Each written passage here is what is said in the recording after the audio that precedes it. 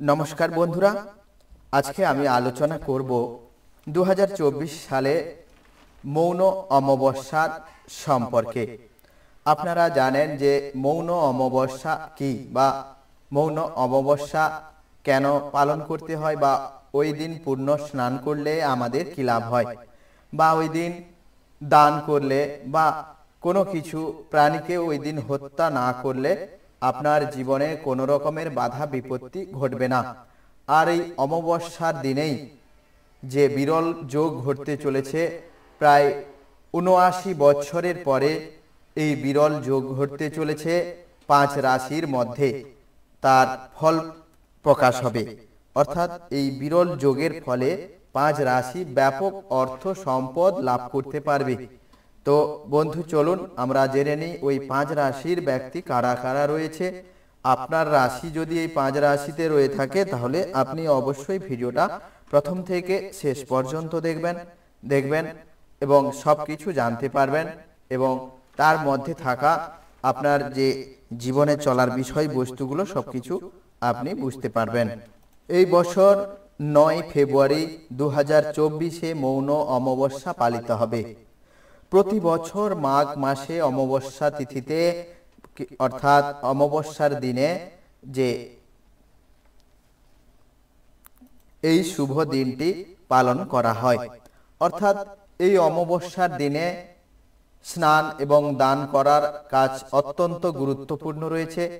একটি ধর্মীয় বিশ্বাস আছে যে এটি করলে ব্যক্তি মোক্ষ লাভ করে এবং জীবনের সমস্ত দুঃখ কষ্ট বাধা বিপত্তি দূর হয়ে যায়। হিন্দু ক্যালেন্ডার অনুসারে এই বছর মৌন অমাবস্যার দিনে সর্বার্ধ সিদ্ধি যোগ রয়েছে। বিনায়ক, অমৃত, হিংস এবং মালব্য সহ 4টি শুভ সংমিশ্রণ তৈরি হচ্ছে, যা মেষ, মকর সহ কিছু কিছু রাশির জন্য অত্যন্ত উপকারী প্রমাণিত হবে। জানুন ওই রাশি চক্রগুলি কারা কারা রয়েছে।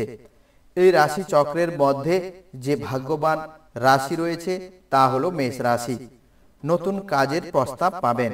অর্থাৎ এই অমাবস্যার দিনে আপনি যদি পূর্ণ স্নান বা গঙ্গা স্নান করেন তাহলে আপনি যে কোনো নতুন কাজের প্রস্তাব পাবেন এবং নতুন ব্যবসাতেও আপনি উন্নতি লাভ করবেন।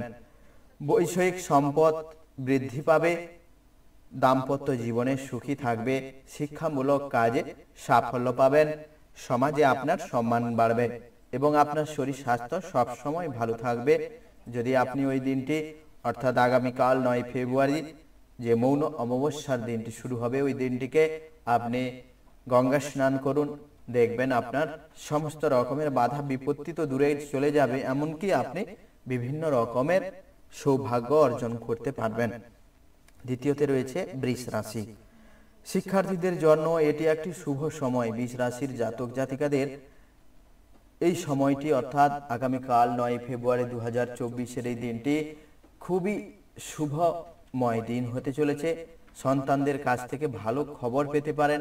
অর্থাৎ আপনার সন্তানরা বিভিন্ন চাকরিতে জয়েন করতে পারেন বা বিভিন্ন কাজে নতুন যুক্ত হতে পারে বা কোনো নতুন ব্যবসার পদক্ষেপ যদি নিয়ে থাকে কাল হয়তো শুরু করতে পারে।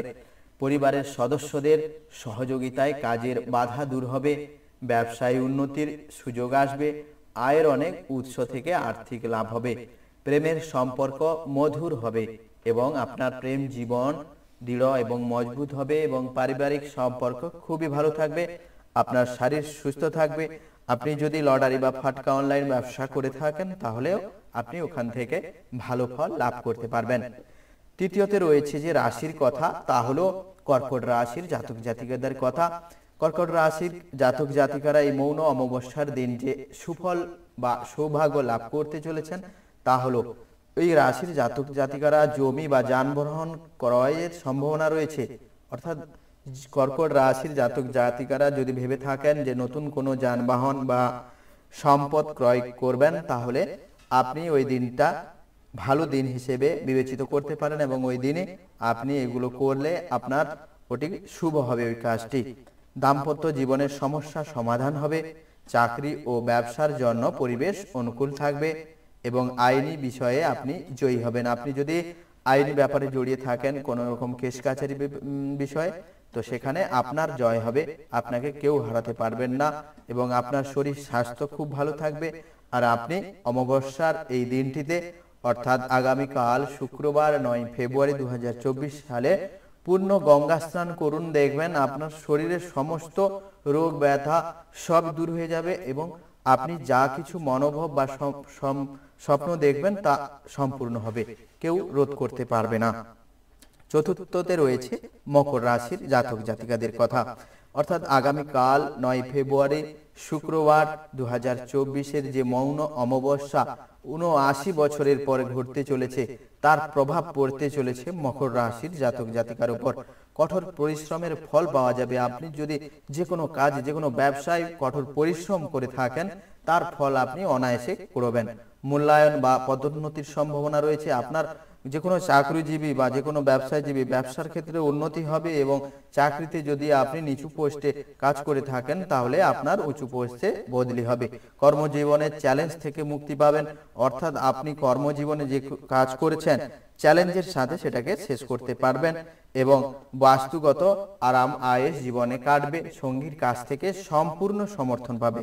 আপনি যে কোনো কাজে যান না কেন, আপনার সঙ্গী আপনাকে সমর্থন করবেন এবং আপনি ওই কাজটি সুন্দরভাবে সফল করতে পারবেন এবং অর্থনৈতিক অবস্থার খুবই উন্নত হবে। আপনার অর্থনৈতিক যে এতদিন দুর্বল ছিল তা এই দিনটি থেকে আপনি দেখবেন যে আপনার অর্থনীতিটা পরপর উন্নতি হচ্ছে এবং ভালো কাটছে। এইভাবে যদি আজকের দিনটা আপনি ভালোভাবে গঙ্গা স্নান করে দিনটাকে মা রটন্তী কালী মাতার স্মরণ করে দিনটাকে যাপন করেন বা দিনটাকে কাটান, তাহলে আপনার সব রকমের বাধা বিপত্তি কেটে যাবে। এমনকি আপনি সৌভাগ্যবানের অধিকারী হবেন এবং বিভিন্ন রকমের স্বাস্থ্যের দিক থেকেও ভালো কাটবে, পারিবারিক সম্পর্কে ভালো কাটবে এবং বিভিন্ন বাধা বিপত্তি থেকে আপনি মুক্তি লাভ করবেন। সবশেষে যে রাশির কথা আলোচনা করব তা হলো মীন রাশি।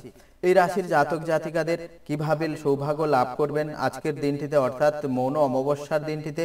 আপনারা জানেন যে 9 ফেব্রুয়ারি শুক্রবার মৌন অমাবস্যার তিথি শুরু হচ্ছে। আর এই অমাবস্যার দিন আপনি যদি কোনো ভিখারিকে বা কোনো কাউকে দান করে থাকেন এবং এই দিন নিরামিষ খান এবং কোনো কিছু মাছ মাংস খাবেন না, দেখবেন আপনি রটন্তী মাতার আশীর্বাদ লাভ করবেন এবং এই অমাবস্যাতে যে 79 বছরের পরের এক সংযমে আপনার রাশিতে এক যোগ, বিরল যোগ সৃষ্টি হচ্ছে, তার ফলেও আপনি এক সৌভাগ্যবান বা অর্থ লাভ করতে পারবেন।